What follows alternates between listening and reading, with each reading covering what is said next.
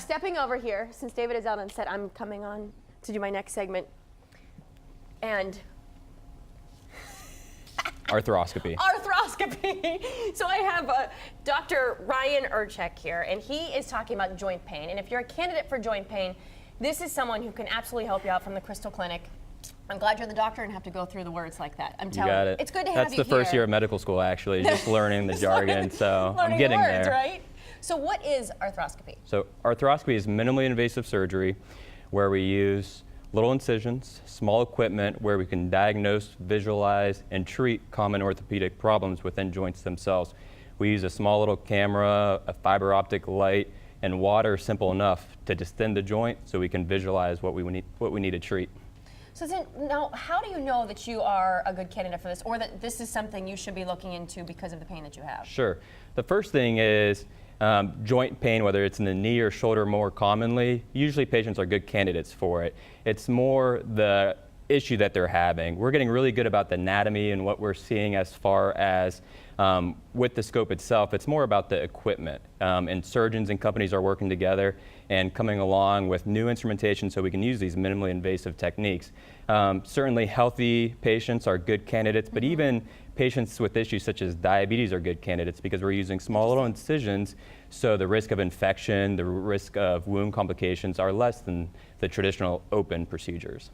Now, when it comes to a procedure like that, I'm sure people are wondering, well, how long does it take? And then maybe what's the downtime when it comes to that? It's typically, the downtime is less. So I like to divide procedures up into a cleanup procedure or a reconstruction depending on what the issue is. If it's a cleanup procedure in the shoulder where we're going in and debriding cartilage or bone spurs, really we have you in the sling for the rest of the day, but the next day we want you out of the sling and working on motion. Same thing with the knee if we're debriding any meniscus or cartilage. Now if we're doing a bigger reconstruction, certainly there's a rehab that goes with it, and that's the most important part. Actually, patients, I tell them, you have 6 to 9 months with their reconstruction and their rehab, and that's the most important part.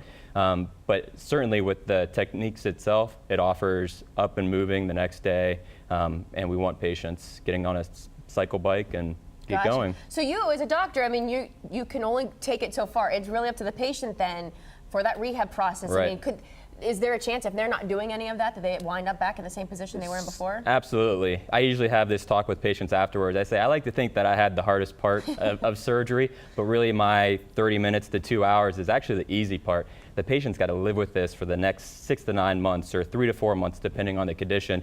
And that's where they're living with it day in and day out, doing their rehab, doing their exercises. And that's really where they get out what they put in. So that's the hard part, certainly. And again, if someone is starting to feel pain, this is something that I feel like you should really look into right away, because then it could get to a point where your services really don't work on them anymore. Absolutely, that's a great point. We get concerned about that with certain things in the shoulder, like rotator cuff tears. There's things that we can do in the acute setting, and if you fail conservative treatment, obviously, it's not always about surgery. We like rehab and anti-inflammatories and things like that. But we certainly can treat conditions, get patients back up on their feet or using their arms, going back to work quicker, rather than putting this off for years and years and thinking that they're not a good surgical candidate.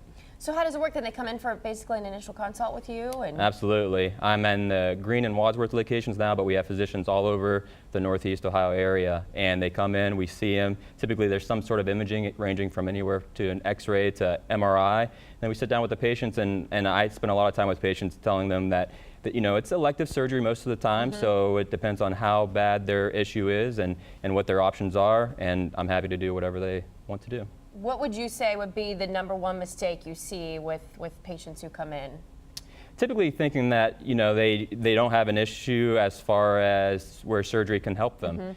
Within the shoulder, they think it's either too far gone or they haven't tried physical therapy and anti-inflammatories, and there's nothing that we can do for them. And we look at them, we examine them, we talk what their options are, and usually surgery has very good outcomes, especially with this arthroscopic technique, and patients get back on their feet and wish they would have done it sooner. Dr. Urchek here again with the Crystal Clinic, and your location, where are you again? Greene and Wadsworth. Keep that in mind, and if you're in pain, he's the man to help you out. You got I'm going to let Thank him you. do all of the hard words again, the rest of it. Thank you so much for coming in. Thank you. It's really simple. I'm not quite sure why I struggled with it.